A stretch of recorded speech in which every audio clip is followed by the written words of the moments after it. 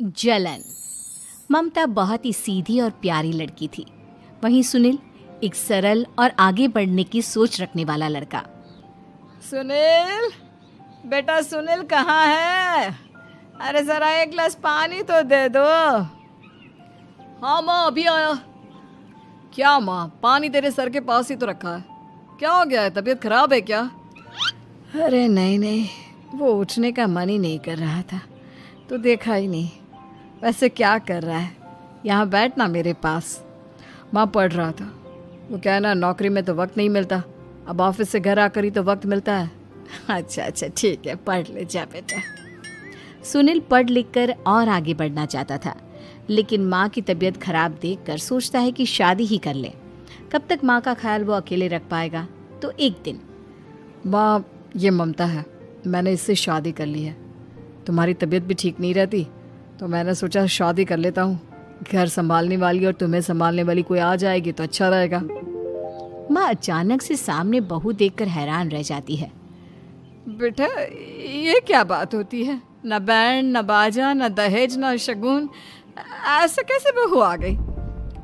माँ तू तो जानती है मैं नौकरी के साथ पढ़ाई कर रहा हूँ, तो कहाँ से इतना पैसा बचा पाता कि धूमधाम से शादी करता।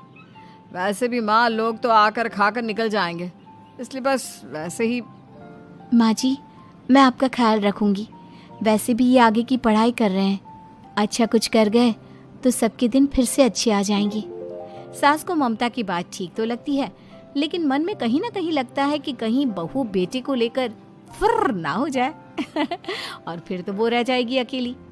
बेटा देख, मेरा जो कुछ भी है वो सुनील ही है, और सुनील का भी अब इस दुनिया में मैं ही हूँ और कोई नहीं। क्या सुनील? बिल्कुल माँ, लेकिन आज से ममता भी मेरे जीवन का अहम हिस्सा है, जैसे तू है। सास को बड़ा बुरा लगता है कि उसकी सल्तनत में कोई और हिस्सेदार कैसे हो सकता है। कैसे कोई और उसके 30 साल के बेटे की जिंदगी में अचानक से आकर बराबर का हिस्सेदार बन सकता है। देख बहू, मैं भले थोड़ा बीमार रहती हूँ, लेकिन इसका मतलब यह नहीं कि घर की चीज़ों में मेरा कंट्रोल खत्म हो गया है। मैं आज भी इस घर की रानी हूँ, समझी? बेटा सोचता है कि ये माँ को अचानक से क्या हो गया। कल तक जो माँ कहती थी कि जिंदगी का कोई भरोसा नहीं, वो अचानक से जंग के मैदान की झांसी की रानी कैसे बन गई? माँ क्या हो गया है? सब ठीक है ना? अचानक कैसी बात कर रही हो? ममता का आज पहला दिन है, स्वागत करो उसका। आसपास की आंटियों को बुलाओ, नई दुल्हन की मुंह दिखाए करवाओ। खैर, सास होने का फर्ज निभाती है और बाद में एक सहेली के साथ बाहर निकल जाती है। क्यों नहीं बताया नहीं कि बेटे का ब्याह कर रही हो? वैसे तो सारा दिन हम ही में घुसी रहती हो। अरे मुझे भी तो अभी पता चला, यूं अचानक सर पर लेकर आ गया। कहता है बहू है माँ तुम्हारी, अब इसको भी इतना ही मैं प्यार करता हूँ जितना तुझे करता हूँ। लो जी, ये क्या बात होगी? क्यों इतना प्यार करता है? अरे माँ का प्यार तो ज्यादा होता है। अब उसको तो कोई दूसरा पति मिल सकता है, लेकिन तुम ही बताओ, क्या माँ की ममता किसी और की हो सकती है? ना जी ना, बेटे को समझाओ ये बात। अरे क्या समझाऊं, मुझे तो खुद ही समझ में नहीं आ रहा कि क्या हो रहा है। जो बेटा कल तक माँ माँ करता था, अचानक से बीवी बीवी का राग आलाप रहा है। देखा, उसकी बीवी ना सुंदर और जवान है। सुंदरता के आगे तो एक से एक नहीं टिके, तो तेरा बेटा किस खेत की मूली है? सास को भी समझ में आ जाता है कि बहू की सुंदरता के आगे माँ का प्यार किसी काम का नहीं।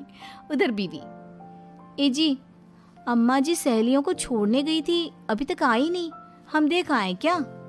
अरे रहने दो ना, आ जाएंगी। कहाँ जाएगी, उनकी आदत है, एक बार जाती है तो पूरी पंचायत खत्म करके ही आती है। अच्छा ही है, खाना वाना खा कर गई होगी। छोड़ो ना, घूमेगी तो खाना पचेगा नहीं तो ऐसे ही खाट पकड़ लेगी। बहू भी शांत हो जाती है।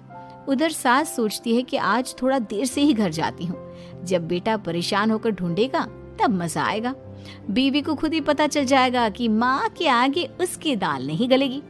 लेकिन वहीं दूसरी ओर घर पर, ए जी, माँ जी अभी भी नहीं आई, हमको तो घबराहट हो रही है कि क्या करें, जाकर पता करें किसी के घर। अच्छा, कहाँ जाओगी ये भी बता दो। पहला दिन है तुम्हारा इस घर में और एक ही दिन में मोहल्ला छानोगी क्या? हाँ, तो आप भी तो नहीं जा रहे हैं ना, हमको फिक्र हो रही है। अरे यार, ये रोज का है अम्मा का, खाओ और सो जाओ। बस फिर क्या था। बेटा बहू खाना खाते हैं और कमरे में सोने चले जाते हैं। उधर जब सास को कोई देखने नहीं आता तो वो हार कर घर आ जाती है, जहाँ वो देखती है कि सारे घर की लाइट्स बंद है। सास को गुस्सा आता है। बहू, ममता बहू कहाँ हो? लेकिन सारे दिन की थकी बहू को ऐसी नींद आती है जैसे किसी ने भांग की गोली खिला दी हो। वो तो नहीं उठती। उठकर आ जाता है बेटा। अरे क्या बात है अम्मा, काहे चिल्ला रही हो? अरे सो जाओ ना, सुबह की थकी है बहू, वो सो रही है। जोर से बोलोगी तो नींद खुल जाएगी उसकी। माँ को गुस्सा आ जाता है। फिलहाल तो सो जाती है, लेकिन मन ही मन ढेर सारा जहर बहू के लिए भरा होता है। सुबह बहू चाय बना रही होती है कि सास धीरे से गैस तेज कर देती है, जिससे चाय का बर्तन जल जाता है। और जैसे ही बहू चाय का बर्तन उठाती है उसका हाथ जल जाता है। मेरा हाथ जल गया। वो जोर जोर से चिल्लाकर इधर उधर भागती है कि सास थोड़ी देर में उसके हाथ में पानी डाल देती है। हाय रे बहू, क्या कर रही हो? पहली बार रसोई छुई हो क्या? सासू माँ गलती से गैस तेज रह गई थी और बर्तन जल गया, जिससे मेरा हाथ जल गया। हाय रे, कितना गंदा दाग। छी छी छी छी, मुझे तो उल्टी आ रही है तेरा गला हुआ मांस देखकर। तू ना मुझे अभी साथ से खाना मत लगाना। बहू भी खुद का हाथ देखती है तो उसे भी रोना आ जाता है। कुछ दिनों के बाद सास की सहेली आती है। बहू चाय बनाकर लाती है। उसके जाने के बाद सहेली कहती है, बहू की सुंदरता ऐसी है कि कोई भी दीवाना हो जाए। वैसे तेरे बेटे का क्या हाल है? अरे वैसा ही है, बहू के पीछे लट्टू। क्या करूं, कुछ समझ में नहीं आ रहा। मैंने तो बहू के चेहरे पर दिवाली के पटाखे की चक्री फेंक दी, उसका पूरा चेहरा जल गया। अब देखो ना रही सुंदरता, और ना ही अब मेरा बेटा उसे पूछता है। अरे अब तो वो उसे छोड़कर दूसरी भी देखने को बोल गया है मुझे। बहू सारी बात सुन रही होती है। आंटी एक बात बताइए, क्या भरोसा है कि दूसरी सही आए और आपके अनुसार रहे? देखिए आंटी, मेरी सासू माँ को गलत बात सिखाने की जरूरत नहीं है। हमारा परिवार साथ में खुशी से रह रहा है। देख बहू, मेरी सहेली की बेइज्जती ना कर, वही अच्छा रहेगा तेरे लिए, समझी? बहू नहीं मानती है। वो बार बार उनकी सहेली को घर से निकल जाने को कहती है।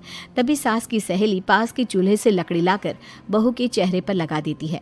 बहू जोर जोर से रोने लगती है। अरे ये क्या कर दिया? मैंने कहाँ किया, ये तो तूने किया। तू ही नहीं चाहती थी कि बहू बेटे के साथ रहे, भला मैं क्यों करूँगी? मैं तो चली, निपटो अब। बहू रो रही होती है, दर्द से चिल्ला रही होती है, लेकिन सास उसे डॉक्टर के पास नहीं ले जाती। तभी पति आता है। क्या हो गया ममता? ये दाग कैसे लगा? तुम कैसे जली? ममता कुछ नहीं कहती, बस दर्द से करा रही होती है। पति माँ की तरफ देखता है। हो ना हो माँ, ये पक्का आपका काम है। आप ही ममता से जला करती थी ना। देखना माँ, अब पुलिस आएगी, केस बनेगा, लेकिन पहले मैं ममता को अस्पताल लेकर जा रहा हूँ। सभी अस्पताल जाते हैं, जहाँ डॉक्टर ममता की सास से कहते हैं,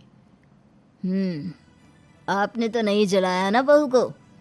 अब ममता की सास के तो पसीने छूट रहे होते हैं। वो घबरा कर कहती है, ना ना डॉक्टर साहब, कैसी बात करते हैं? हम क्या जलाएंगे अपनी बहू को? डॉक्टर ममता के पति से पूछते हैं। देखिए, क्योंकि ये ससुराल में जली है तो मामला पुलिस का बनता है, तो आप पहले पुलिस को बुलाइए, तभी इलाज पूरा होगा।